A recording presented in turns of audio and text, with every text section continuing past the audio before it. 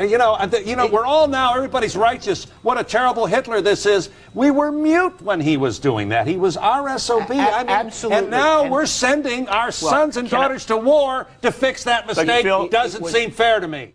Despite being the highest-rated program on MSNBC, Donahue's show was abruptly canceled by the network just 3 weeks before the start of the war.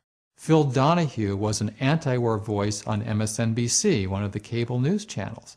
And a memo that was leaked as the Donahue show was canceled is very explicit. It said, we don't want this to be a face of NBC as the United States goes into war. This guy puts anti-war voices on our network. The American people need to know there is no just cause for this war. But there's no evidence that there is even a weapon that exists in that country yet. Journalists, too many of them, and some quite explicitly, have said that they see their mission as helping the war effort. And if you define your mission that way, you'll end up suppressing news that might be important, accurate, but maybe isn't helpful to the war effort. We don't want to have that kind of public persona when then we'd be vulnerable to charges that were unpatriotic. It'll make it more difficult to keep pace with the flag wavers at Fox or CNN or whatever. And more broadly, news media are very worried, not only government pressure, but advertiser pressure, criticism from readers, listeners, and viewers. Gee, our soldiers are in the field, you got to support them, don't raise these tough questions. It seems to me that the right thing to do for patriots when American lives are at risk and Americans are dying is to unite behind the troops until victory is won. Now, on this show, Buchanan and Press, we've had a good debate for 8 months on this conflict, but now it seems when the war comes, the debate ends. I think unity, Bill, is essential at this time, or at least when the guns begin to fire. It's a very effective tactic, at least in the short run, to a large extent, to say, look, you've got to support the troops. You're killing the troops! And that's an effort to conflate supporting the troops with supporting the president's policies. Once the war against Saddam begins, we expect every American to support our military, and if they can't do that, to shut up. In addition to Phil Donahue, many other journalists have been silenced for crossing the mythical line known as objectivity. Today, NBC News fired journalist Peter Arnett this morning for participating in an interview on Iraqi state-controlled television. Arnett criticized American war planning and said his reports about civilian casualties in the Iraqi resistance were encouraging to anti-war protesters in America. If you're pro-war, you're objective, but if you're anti-war, you're biased. And often a news anchor will get no flack at all for making statements that are supportive of a war and wouldn't dream of making a statement that's against a war. I must say I was trying to think of something that would be appropriate to say on an occasion like this, and as is often the case, the best you can come up with is something that Shakespeare wrote for Henry V, wreak havoc and unleash the dogs of war.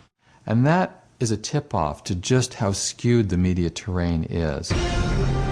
We should keep in mind that CNN, which many believe to be a liberal network, had a memo from their top news executive, Walter Isaacson, in the fall of 2001, as the missiles were falling in Afghanistan, telling the anchors and the reporters, you need to remind people, anytime you show images on the screen of the people who are dying in Afghanistan, you've got to remind the American viewers that it's in the context of what happened on 9/11, as though people could forget 9/11. Where we talked to several people who told us that various friends and relatives had died in the bombing there, in that collateral damage. Nick Robertson, CNN, Kandahar, Afghanistan. And we would just remind you, as we always do now with these reports from inside the Taliban-controlled Afghanistan, that you're seeing only one side of the story, that these U.S. military actions that Nick Robertson was talking about are in response to a terrorist attack that killed 5,000 and more innocent people inside the United States. Kandahar, and we juxtapose what we're hearing from the Taliban with a live picture of the cleanup that continues in Lower Manhattan. Ground Zero, again, a 24-hour operation that has not ebbed. 5,000 killed that day back on Tuesday, September 11th, their biggest crime, as civilians going to work that day. And yet, we know statistically, the best estimates tell us, that more civilians were killed by that bombing in Afghanistan than those who died in the Twin Towers in New York. And the moral objections that could be raised to slaughtering civilians in the name of retaliation against 9/11, those objections were muted by the phrase war on terror, by the way in which it was used by the White House and Congress, and also by the news media.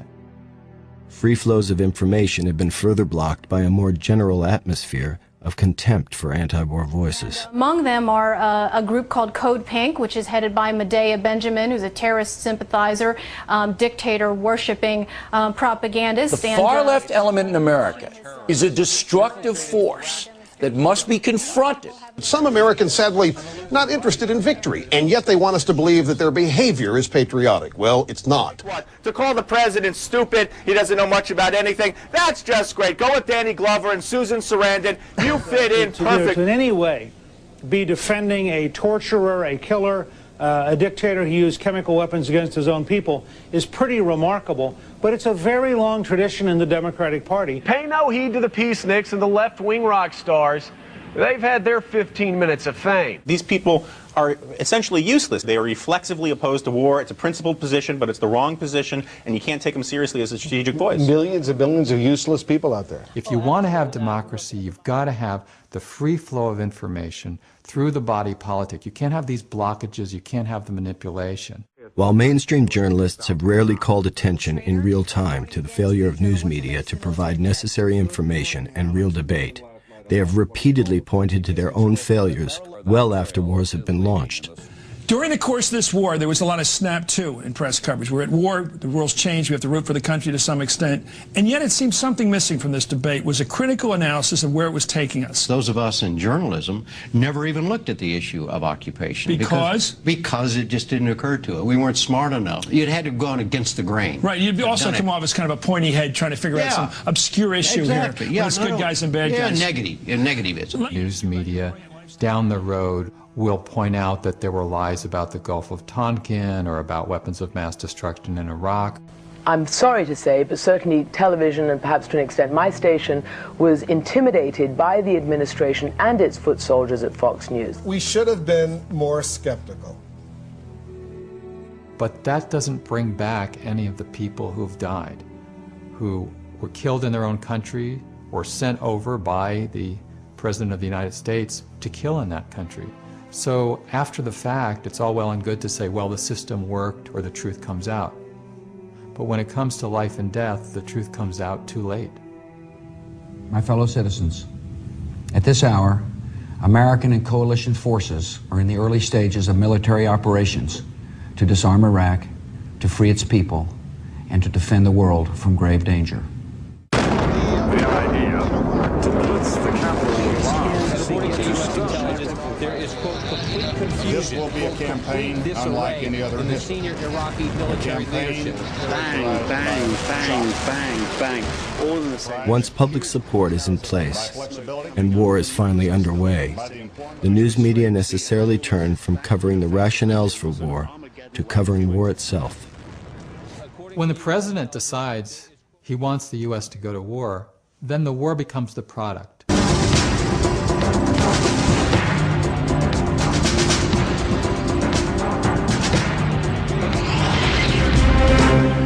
Particularly in the early stages, news coverage of war is much more like PR about war.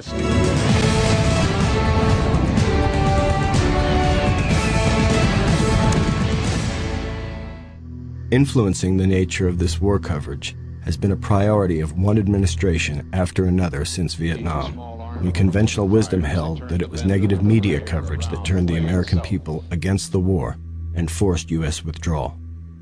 Since that time, and beginning with new urgency during the 1991 Gulf War, the Pentagon has worked with increasing sophistication to shape media coverage of war. As then Defense Secretary Dick Cheney noted about the importance of public perceptions during the first Iraq War, frankly, I looked on it as a problem to be managed. The information function was extraordinarily important. I did not have a lot of confidence that I could leave it to the press.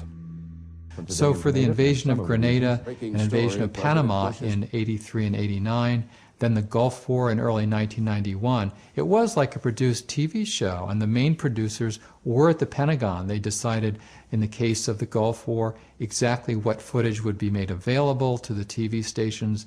They did nonstop briefings utilizing the increasing importance of cable television. They named it Operation Desert Storm. Breaking news of what's now officially called Operation Desert Storm.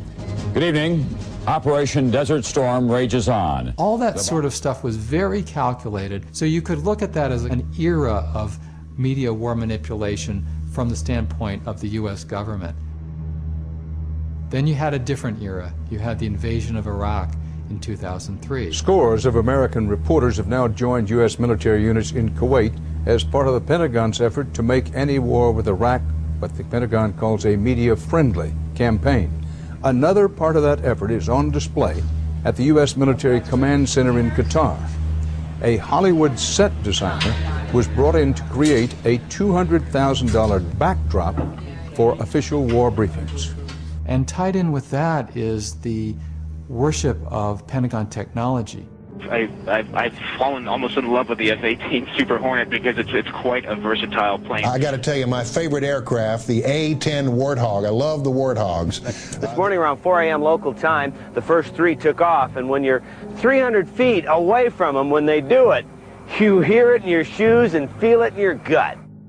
The Pentagon's influence on war coverage has also been evident in the news media's tendency to focus on the technical sophistication of the latest weaponry. Should they have used more? Should they, use a Moab, the mother of all bombs, and a few daisy cutters, and, let's not just stop at a couple of cruise missiles. Newest, biggest, baddest U.S. bomb. We'll pound them with 2,000-pound bombs and then go in. 2,000-pound bombs in urban areas? Oh, sure. The plane I'm holding in my hand here, the F-117 stealth fighter, was used in these attacks significantly. How do you steer this thing? You have a stick, is that right? Sure. We have both of us have matching center stick with left throttles. You can do every war. We have U.S. news media that have praised the latest in the state-of-the-art killing technology from the present moment to the war in Vietnam. B-57s. The British call them Canberra jets. We're using them very effectively here in this war in Vietnam to dive bomb the Viet Cong in these jungles beyond Da Nang here. Colonel, what's our mission we're about to embark on? Well, our mission today, sir, is to report down to the site of the ambush 70 miles south of here and attempt to kill the VC. The Colonel has just advised me that that is our target area right over there. 1, 2, 3, 4, we dropped our bombs and now a tremendous G-load as we pull out of that dive. Oh, I know something of what those astronauts must go through. Well, Colonel, it's a great way to go to war. And there's a kind of idolatry there. Some might see it as worship of the gods of metal. That's the JDAM. It is a 2,000-pound bomb that is deadly accurate, and that is the thing that is allowed us in Afghanistan and will allow us in this next conflict to be terribly accurate, terribly precise, and terribly destructive. Amazing. In fact, even as U.S. military technology has become increasingly sophisticated with the development of so-called smart bombs and other forms of precision-guided weaponry, civilian casualties now greatly outnumber military deaths, a grim toll that has steadily increased since World War I.